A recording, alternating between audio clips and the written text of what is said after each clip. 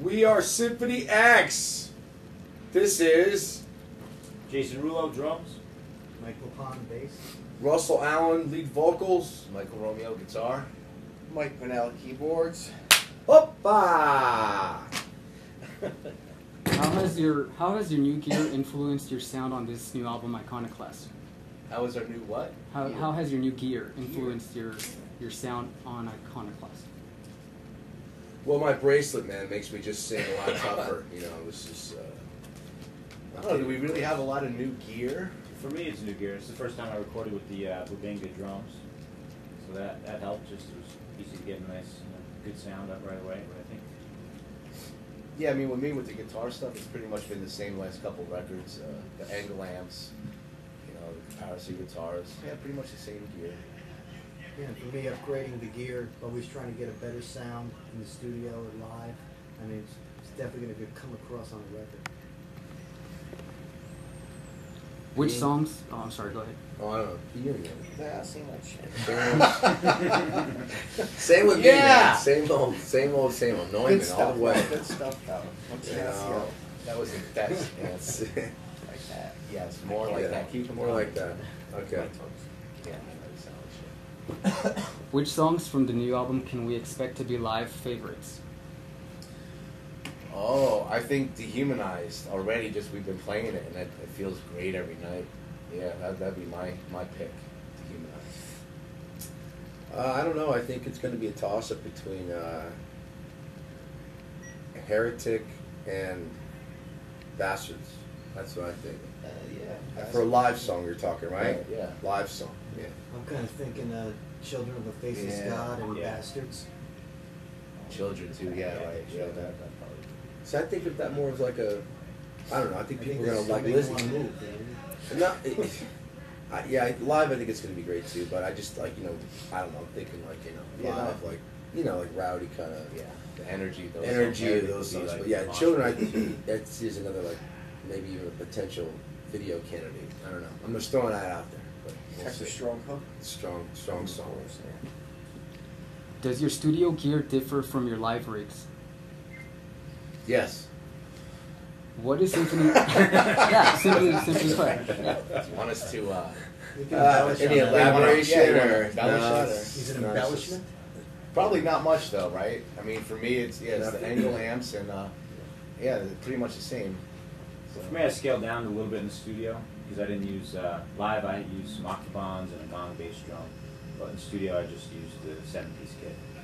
And for me, basically, I mean, I just go like from my Tech 21 Sans amp, and the other track is direct, so it's real simple. I of course don't use a condenser mic like I would use in the studio, so it's a Shure SM58. I used to use a Sennheiser E935, and this tour I switched over, and I'm kind of going back to the 58 again. It's an old standard, but it's really working well with what I'm doing now. What is Symphony X trying to say on this record that the band hasn't said before? Oh God, move the fuck over. No, we're not really. I think in the last albums we had a lot of focus on mythology and things like this, and as the sort of the set piece. But we've always had a strong, good and evil, sort of message. You can do the right thing, or you can choose to do the wrong thing. Since we kind of like to, ride the dark side, a lot of this stuff has a little more of a darker feel to it. But on this album, we pretty much have a very current sort of a theme with this whole technology thing, and how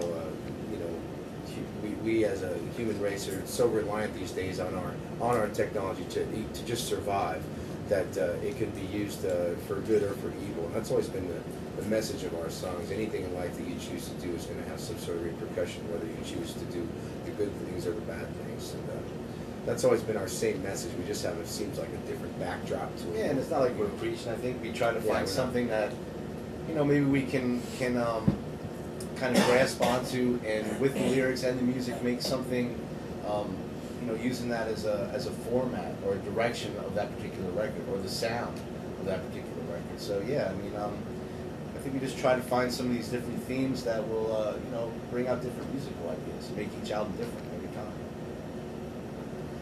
This question is from Mike. From the Odyssey onward, the band has progressed towards a much heavier sound. Was this a conscious decision by the band? And playing off of that, what heavier bands would the band members cite as an influence on their sound? I mean, I think, I don't know if it really was a conscious decision, but yeah, maybe in the back of my head, just kind of remembering when I first started playing guitar and some of the records I had back then, the things I listened to, you know, I mean, I grew up, I started playing guitar, I mean, it was in Sabbath and Judas Priest and Maiden, and I think, like you said, with the last 3 records, maybe kind of revisiting that, kind of going back to that thing, and maybe even just thinking of all the time that we've had on stage and touring, and the heavier, more aggressive songs. There's definitely more of an energy there, so maybe that kind of finds its way into the music as well. But for me, I mean, it's like that's the stuff I grew up with, you know. So it's always been there, and just now it's coming out more. And I think just by the topics of the record, like, you know, with Paradise Lost, it's a darker thing, it's a darker theme. It's the new album, it's a little more mechanical, it's relentless, so the guitars are a little more aggressive, you know. But it is the stuff I grew up with, you know, it's the roots for me, anyway. And like for bands I listen to, it's like I usually will go back and listen, you know. If I'm going to listen to something, I will go back and throw on some old Sabbath or Priest or, so I mean, you guys heavy stuff, I don't know what you guys listen to now, but that's Yeah, I me. mean, classic stuff seems to stay around longer. I have newer bands, you know, maybe like Sugar, stuff like that. You listen to a lot of James Taylor. Yeah. Yeah, that's pretty heavy. Sure. It's pretty heavy. Liberace. Sure, Liberace. I've been actually getting to a band called Protest the Hero. I really like those guys. They're pretty damn awesome in my book. But that's about it for me lately. It's my new thing. How about you, Juan? I like epic metal. You know, I like Rhapsody of Fire. I like Blind Guardian. But I also like, you know, stuff like Blackmore's Night. So I'm all over that.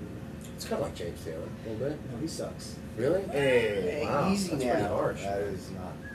That's politically pretty correct. harsh. I mean, he's a phenomenal talent. He's gonna be here tonight too. By the Yeah. way, so. Yeah, I like him. He's gonna pour some fire and rain all over your ass. Actually, he's Watch. Actually, he's open. What the hell's the matter? This one's for MJR.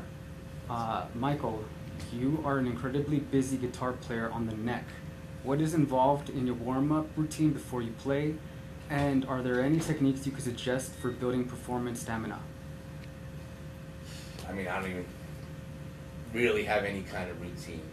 You know, when I was younger, yeah, I mean, I spent a lot of time practicing, you know, working on the chops and all that kind of stuff. But now it's just like, I let it be more natural, you know? With the songwriting, I think the songwriting now is more important. So, yeah, in the past I did practice a lot of different things, learning a lot of different music. But now it's more playing than practicing. You know, yeah, maybe before a show I'll warm up a little bit, run some scales or something, but no routine. I don't really have any routine. This question's for the whole band. From Fran, how do you proceed to write songs? Are the lyrics written first or is the music? And what's the songwriting process? Music first. Most of the time, But with maybe a theme though, right? Or like we'll try to come up with something a with theme. an outline or a theme. But usually, always music first. Mike writes best when he has a vision in his mind of a story or like somewhere to go, and he knows where he wants to go with the music. That's when it happens the quickest. Yeah, I think finding that idea, you know, something to kind of focus on and stick to that direction definitely helps. But yeah, I mean, every record's a little different. Like this one, there was actually a lot of riffs and song ideas before this whole man and machine thing came into play. I mean, that was kind of in the middle.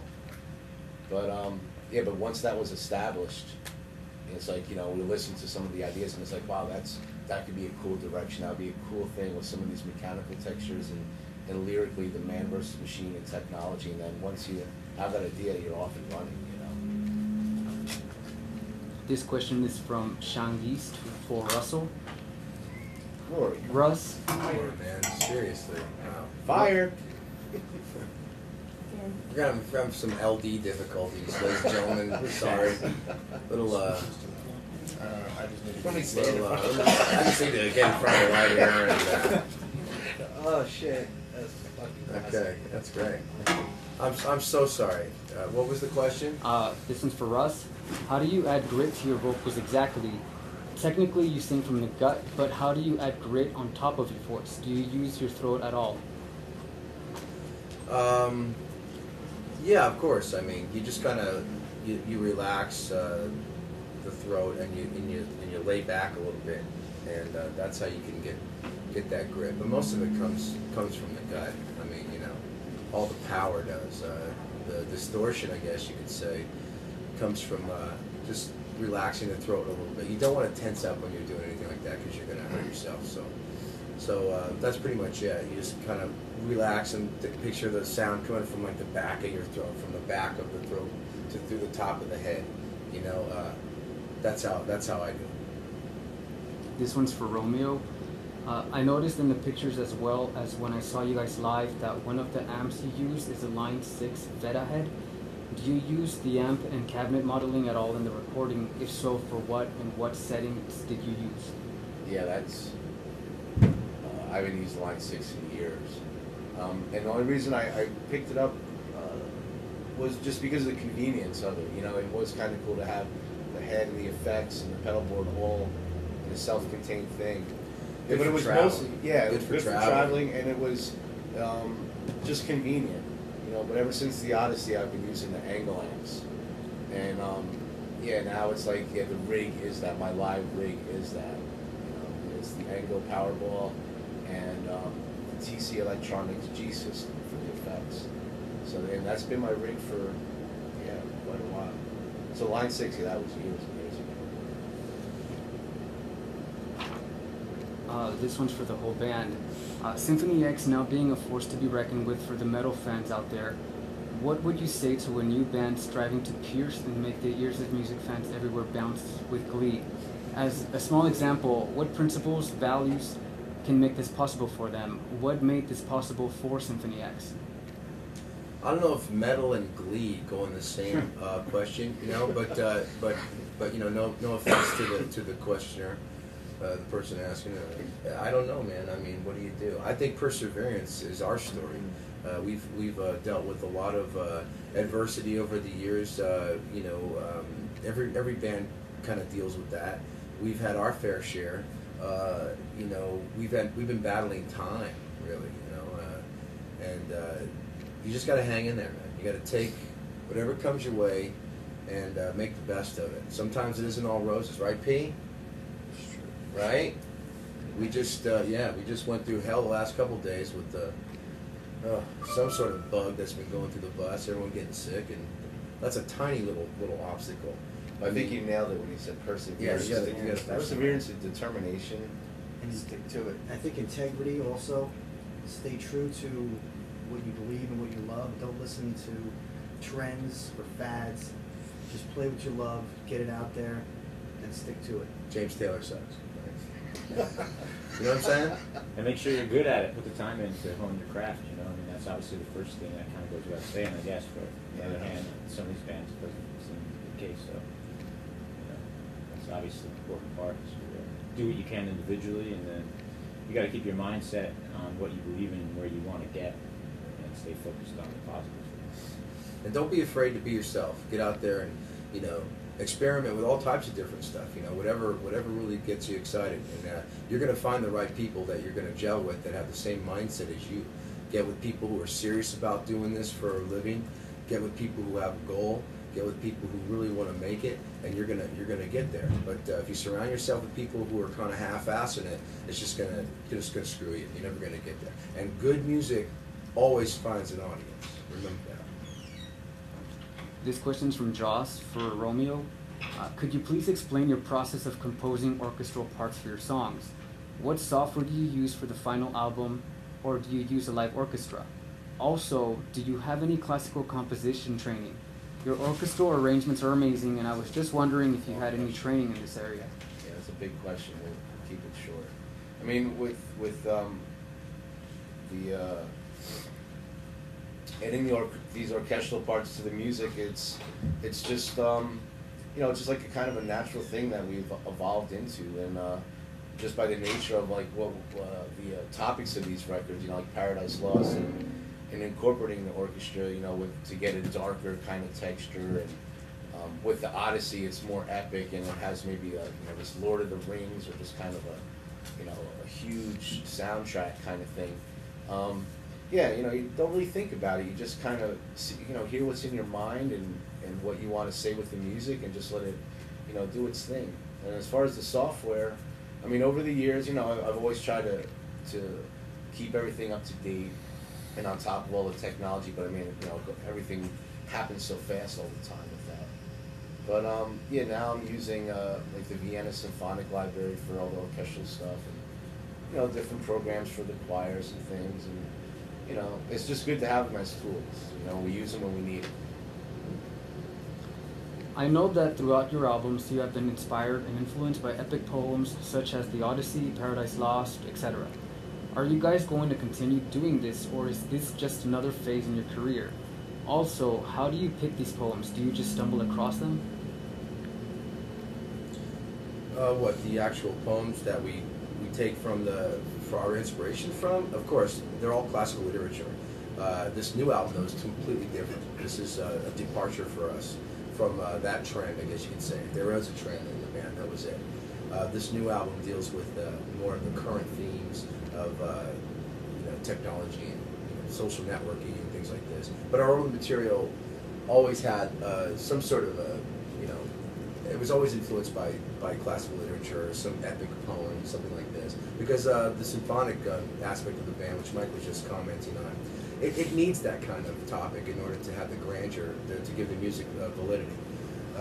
So we've always chose very high-themed sort of lyrical content in order to surround it with music that is fitting for that topic. Yeah, no, and it's kind of challenging for all of us too to kind of take a bite into that big thing. You have a big epic poem or a big story, and you're trying to convey it with the music and the lyrics. And I mean, for me, I think it's challenging. It's always good to try to push something different every time. Do something different. From Ben, he has a couple of questions. I think they're just one-word answers. Your most memorable show you've played? Oh man. Most memorable. Currently, I would say Tunisia. Tunisia, yeah, definitely. Most- Japan for me was mine. Yeah, just the because it was the first first one, and it was so different. Yeah. Now, the most memorable show you've attended? The most memorable for me was Pink Floyd as Division Bell back in, what was that, 95? Yeah, 94, 95. Yeah, I was there. Yeah, those, I'd have to say Deep Purple in 1982. Kiss, 1979. I have so many, I could even pick one, but you guys got it. I would say probably Peter Gabriel. Yes, it was early 90s. The smallest show you've played? Albuquerque. Three No. people. Wow, yeah. Yeah. Wow, you guys did like that. Albuquerque? I Yeah. thought it was Freak show. the Knack in Berlin. No. Oh, nice No call way. too. That was That was like 100 people. That's when the Albuquerque. lights. That's when the power went out. We blew the fuse. Yeah. We blew the fuse. That was Yeah. pretty bad. That was very memorable. But in Albuquerque, you guys got Smallest 3 show. people. There's a lot of Yeah. I thought we didn't shenanigans play there that that show night. though. Well, if you, A lot of it was about dances. 8 people if you include the bar crew, the waitress. Yeah. Bar, that's right. Yeah. and the band. Yeah, the promoter dropped the ball In that my day. mind, I always see, a stadium, you know what I mean? This is a stadium full of people in my mind, Anyway, yeah, I guess it was Albuquerque. Yeah. Yeah. Kind of short, too. Yeah. So thank you and good night. Play some Skinner, man! Skinner! I think I heard that too that night. Someone yelled that out. Can we erase that question or? This is live. Too late. This is live. Oh shit. Okay. Yeah, okay, hey. All right then. Welcome to the fast lane. All right. That ain't gonna happen. What's your toughest song to play? Live? Sure. For me, it's the Odyssey.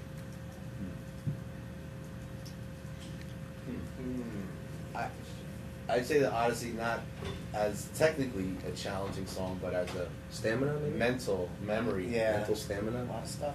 Yeah, there's a lot to remember there. Would, Yeah. That'd be me too, I guess. Odyssey. Yeah, just to get to the end, the triumphant champion, Ithaca, especially what's the last thing of the night, for me anyway, to hit those notes and yeah. what's your favorite Symphony X song to play? Live. Right. The Odyssey for me. Really? Yeah. I would have to say also the Odyssey. I like the Odyssey. Yeah, it's up there. I like playing Egypt Death too. Oh man, I think for me, it would be something off Paradise Lost. Yeah, I would have to say Domination, I think, or Set the World on Fire, any of those songs. Communion. Paradise Lost would be one of my favorites. They're all good. This one's for Romeo. How did you discover Comparisons, and any chance for another solo album? The comparison guitars, actually a couple friends of mine had those guitars, and I tried them out, and they felt good, and yeah, I got in touch with the company, and we worked out my signature model, and pretty much took it from there. And the solo record, yeah, I mean, sure, I'd love to do a solo record, but I mean, with the production of our records, I mean, it just takes so much time. A lot goes into it, and there's really no time for that. The band's always priority one. This one's for Russ. Do you give lessons? I've been asked this a lot, and at the moment I don't, but I've been seriously thinking about it. At this moment in time, I'm very busy, of course, with the band and everything we got going on. But I'd consider it. I would definitely like to give lessons. I think I'm getting to a point now where I know enough where I feel I could maybe teach somebody something. Sure. All these years I've been, more worried about, or more concentrating, I should say, on performing and stuff. But I think maybe next time on the downtime, I'd like to set up some sort of a session kind of thing where I can maybe do some lessons and things like this. It'd be great. I would be very into it. So I'm open to it. This one's for LaPond. How can I play bass as fast as you? Oh, was it Lightning Fingers? Lightning Fingers. First guy on the shuffle. Yeah, man. Well, the best way, the way I learned is start off by playing slow. Start off by playing slow. Yes. Good advice. Good And advice. The speed Muscle will just, memory. The speed will just happen eventually. Learn the slow stuff first. Don't learn the hard stuff first. And just be patient and practice hard, and it'll definitely happen. Night of the long cold. This question is from Jake. Have any of you ever felt uninspired or found yourselves without ideas while attempting to write a song or Felt melody? uninspired? Yeah, and if so, how did you overcome this? Writer's block. Who's the question for? Jake. It's from Jake. Oh, from Jake for to everybody. anybody. That definitely happens. Taco Bell. That's how we did it, right, baby? Everybody gets writer's block, We all Yeah. do. Sometimes you just gotta Yeah. close down the studio and go for a walk or Taco do something Bell. else. And just take your mind off of it, and then eventually. In all seriousness, we would actually drive to get out of the studio, me and him, a lot. Yeah. And You gotta just get away from it for a while, and come back and take another crack at it. This one's for Romeo. What 3 things would you give as advice for guitarists of any level of experience? Oh man, just the usual thing, practice and don't be so narrow-minded in what you listen to either. Me personally, I like a lot of different kinds of music, and I think you can get something from any style, or even any instrument, So yeah, I think being open-minded and putting in the time and the usual thing, a lot of practice. This question's from Olim. Looking forward to another epic, great rip fest of an album from you guys. My question is, what gear did you use to record it? Amps, guitars, effects? I think we kind of answered that one already. Yeah, we did. Right? Yeah. Yeah. For Romeo, can a fan buy your signature comparison in the U.S.? Yeah, I think you can, but it's only at like a lot of these like more boutique guitar and amp shops. I mean, Comparisons in Japan, it's kind of a specialty company, so yeah, it's probably difficult, but I know you can. If you do some research, you can find it. What sort of notation or software do you prefer when demonstrating songs to the rest of the band? What is it? Yeah, what sort of notation or software? Yeah, I mean, not really notation. Usually it's like if I have an idea, a riff, or whatever kind of idea, I'm doing it on Cubase. I mean, I used Nuendo for years, and now I'm using Cubase. And yeah, I mean, whatever. I'll just run off some MP3s of just rough ideas, and get together. And that's good, or that sucks, or that kind of thing. But yeah, it's Cubase is the main recording thing I use. This one's from Cynthia. What place do you like playing most and why? And is there any place you would like to play but haven't had the chance to yet? We like playing everywhere. And anywhere. And anywhere. Pretty much. I mean, we have our places where we're more popular than others, but, I mean, gosh, I don't know, guys. Is there a place you desire to play? Or I'd like to play Greece. Greece? Yeah, that'd be that's great. very That's true. a good one. Yeah, that'd be Never great. play that. That would be Australia is Mm. another one, that we've been hearing a lot of good things about. And India. Boy, we had a guy come from all the way from Bangladesh to see us in Tunisia, and his story alone is enough to want to make me go there, right? Yeah. So, just three off the top of our heads would Yeah, I be... think the amazing thing is right. too that we learn when we go to a place like Tunisia, and there's almost 3,000 people there who are singing along. We never knew we had any fans there. So I think Yeah. we kind of wonder how many places are actually like that Right. we could be going to and having these great shows that we don't even aware of. This type of thing. Cynthia also wants to know if you could give us a rundown of your endorsers. I don't know what it is really. I play Tama drums, Sabian cymbals, Vic Firth drumsticks, and Evans drum heads, and also work with a company called Beatnik. I play PV basses, PV amps. I'm also endorsed by Tech 21 and D'Addario strings. I currently have no endorsements, because I'm a singer. But I'm in the market. Yeah, like I said, the Comparison guitars, Angle amps, TC Electronics, Intune picks, D'Addario strings. I think that's pretty much it. No endorsements. It's hard to get everything you want as a keyboard player in one instrument, so got a couple different things, so nothing for me. This question's from Gadi. The band has had a few members that have been replaced throughout the years. Who are they and why did they go? Band members? Yeah, that one? Well, I replaced Rod Tyler. Yeah. I'm Why did he not a go? member of the originals.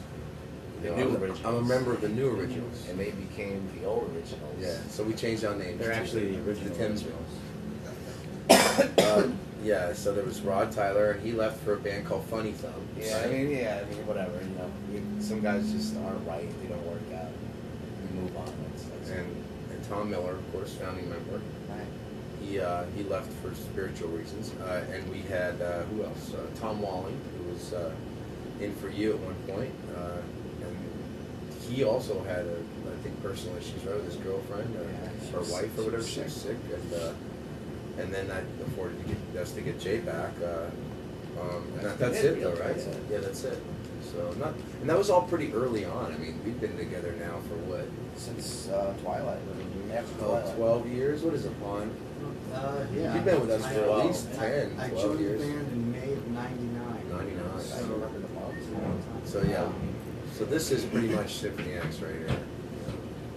Farcine was excited you guys talked about it. I think with that kid. She's in the chat. Oh yeah, that's it. Okay, that's right. What was his name again? watching Farcine. Farcine, right? Farcine, what's up, buddy? We remember you. I got your shirt, man. I got it in Yeah, the suitcase. we got your shirt. This question's from Tyler. I know that there was originally going to be an epic on Twilight and Olympus that shared the same name as the album, and I understand its riffs and motifs were broken down and used in other songs instead. Could you please provide some examples of songs, riffs, and sections in which the Twilight and Olympus riffs were used? The whole 5 record, I think. Pretty much. Yeah, Wasn't that the leftover from all that stuff? You were trying to. Yeah. Trying to you make sitting it happen, and it just didn't. So. There was no time, man. There was no Oh, time. dude, you had that 5-day funk going on too. You're sitting at Tracks East trying to force that one out. I remember that. Yeah. Because the album didn't feel long enough, so I'm trying to do that last song. Yeah. But it worked out, whatever, because then the next album we had all those ideas for the whole 5 record. Yeah, And just to keep 5. the whole Yep. record is little pieces of what would have been that song. So yeah. This question's for Russ. What other vocalists, new and old, have influenced you in your creative vocal style? Man, there's so many. First and foremost would be Ronnie Dio. God rest his soul. Huge influence on me, not just in singing, but as an entertainer and just as a gracious human being in this business. To have gotten to know him for as little bit of time as I did get to know him, and realize that a man like him, a good person, can make it in this business and be really good and be talented. And he was a big influence on me. Paul Rogers, Freddie Mercury. I can go on and on and on. There's so many. Chris Cornell, and Lane Staley. All of these guys were like the power singers. Bruce Dickinson from Iron Maiden. I'm into like the soulful, powerful singers of the late '70s and early '80s, and even into the early '90s. And that was my influences. So pretty much it. This one's for Romeo. What was your favorite tune to jam with while you were still a youngster learning to play guitar? Probably any song on Blizzard of Oz by Ozzy. That was the record where I really started getting into guitar. Randy Rhoads was like my first real hero. So anything on that record, man, I mean, I played the shit out of that album. I probably did every nuance of every note on that record. That was an Diary. Both of those records, yeah.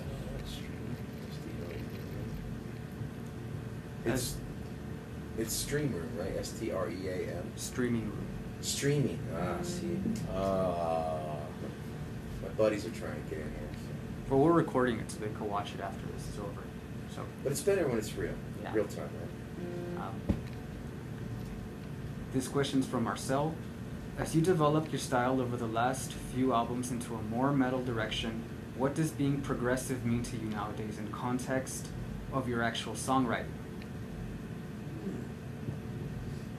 Did we ever call ourselves progressive? Sure. Oh, fuck me, man. You're right.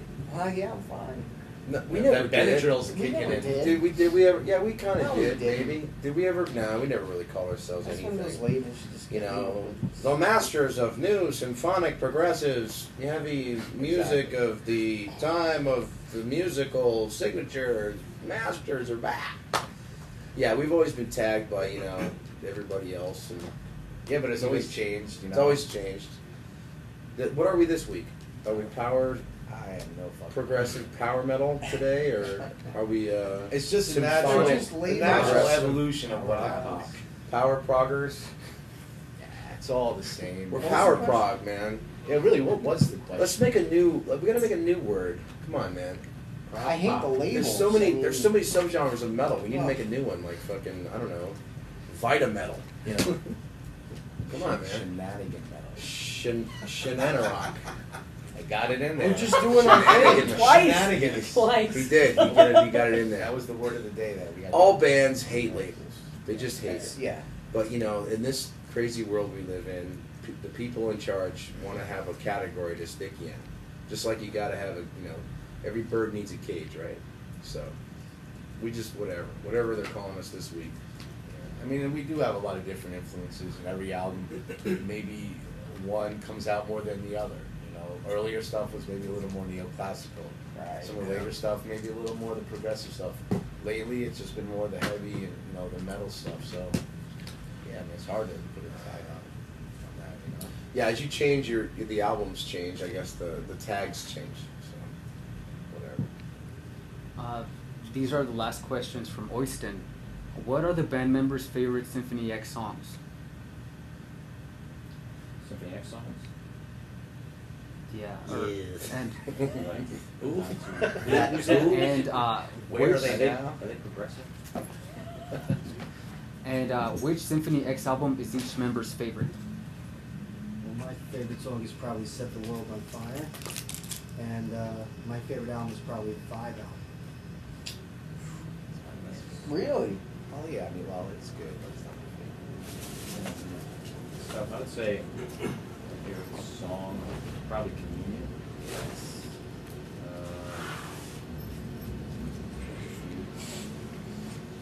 But overall, yeah, it's a really solid song. I think Communion jumps out.